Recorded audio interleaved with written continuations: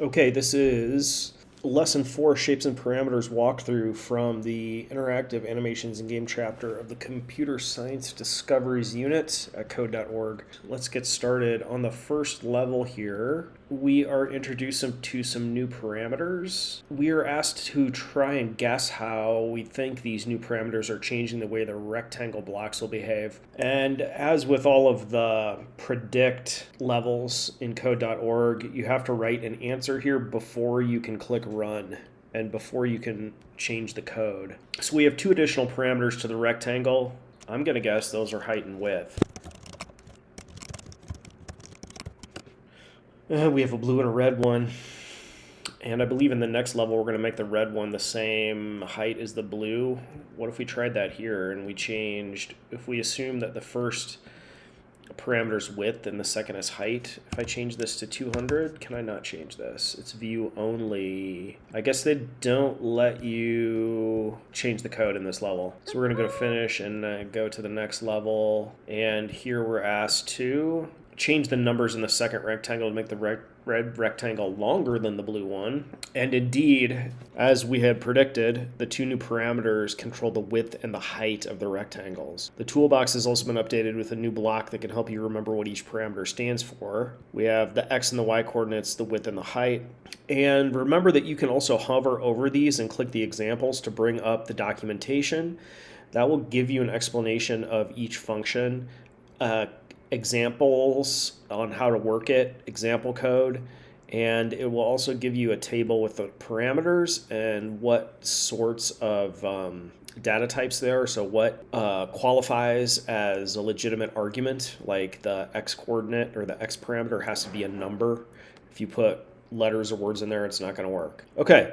So we have to make the red rectangle longer. We do that by adjusting the fourth parameter. That's the height. So let's make this from 150 to 250. There it is. Done and done. Next level. Ellipse parameters. The ellipse block's also been updated for new parameters. It now also has a width and a height. Use these new parameters to create two ellipses of different sizes. We're going to add an orange ellipse that's taller than the green one. What do we have so far? We have a green ellipse and a fill block to make it orange. Rearrange the block so the orange is behind the green as shown in the picture. I call this one the avocado. I think the easiest way to do this would just be to click and drag over these and then Command C and Command V to paste them. Now we want the orange one to be behind the green one, which means it needs to be drawn first.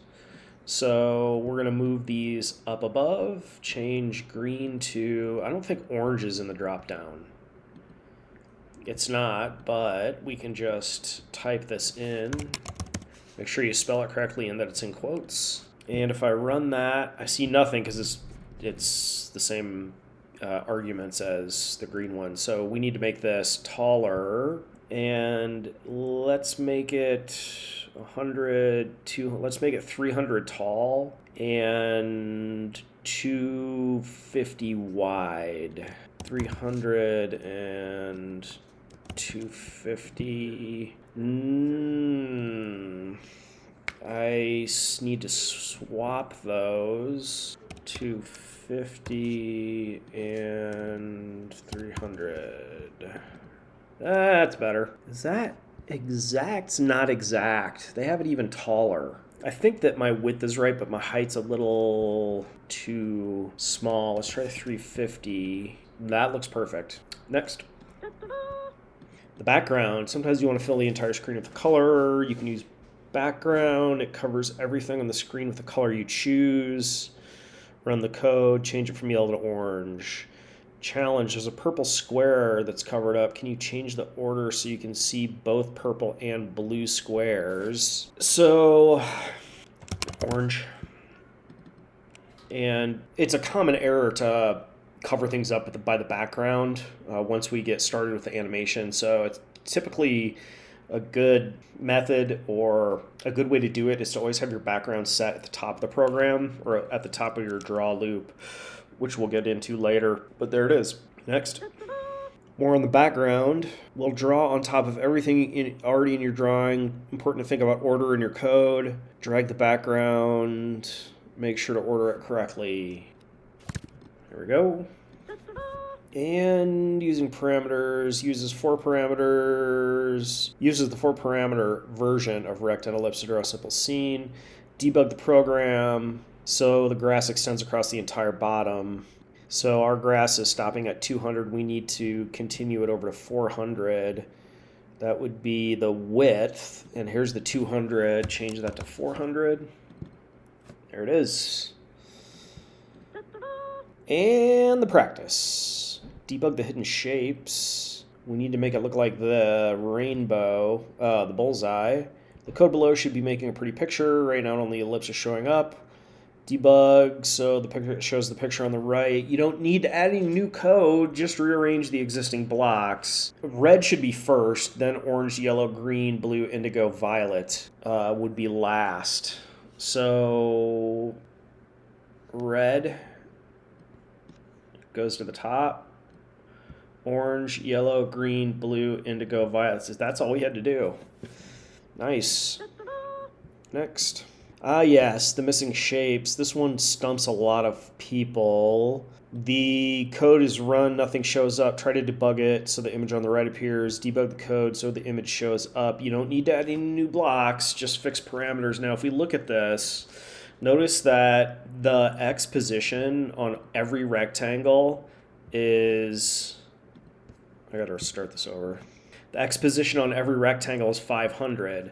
Well, an X of 500, because the output window is only 400 pixels wide, so 500 is going to put them off the right side, off the outside of the window.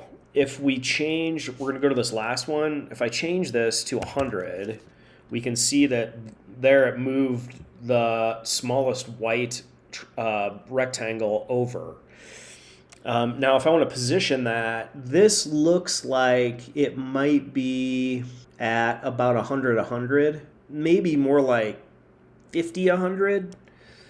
Let's try 50, 100. That looks right to me. Let's now go to the next one. Now, we might figure out, if we change this one to 100 and move it onto the screen, we can see which one it is. And that looks like the second smallest rectangle. Remember that it places rectangles by the upper left corner of the shape.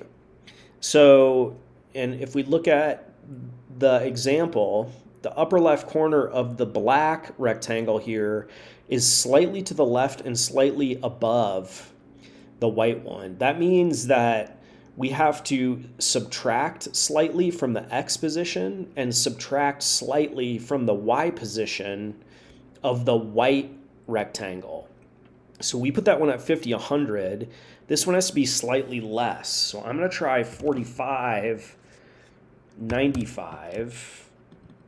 And that looks pretty good. It's a little too close. What about 40, 90? That looks right on. So we want 50, 40, and we want 190. If we continue this pattern, this would be 30, 20, 10, and 0. And this would be 80, 70, 60, 50. And there it is. I think that is, now they have a little space here between the edge and the biggest. So everything should be shifted right by a slight bit. That's the X's. I'm not too concerned about that. It looks like it should be shifted right by 10. I mean, if we want to be picky, we could say 10, 20, 30, 40, 50, 60. And yeah, I think that is almost perfect. Maybe it could go over another 10. This doesn't matter. It's close enough. Let's move on. Finish the scene, get creative and finish the drawing however you want. That's whatever you want to do one, so I'm going to skip this one. Don't skip it. Change it in some way.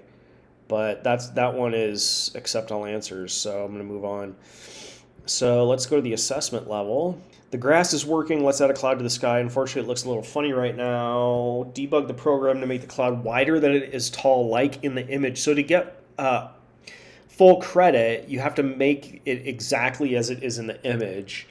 The cloud width and height are the third and fourth parameters. Let's switch them and see what we get. 200, 100. That's perfect, I think. Yeah, that's it. That's the assessment. And as usual, the challenges are optional. These are some challenging challenges. The arc function is a little bit difficult to understand, but I've, again, put a how-to video on the slide deck in case you want to learn how to use the arc function. You can look at that, play around with it. The new block shape is a good to know because you can enter any number of ordered pairs to create a shape of any shape, as long as it has straight sides. It doesn't do curves, but you could use the arc for that. And the regular polygon is also good to know, especially when we get to the robot faces project, which is coming up soon after random numbers. So hope you guys enjoyed that one. We'll talk to you next time. Thanks for watching.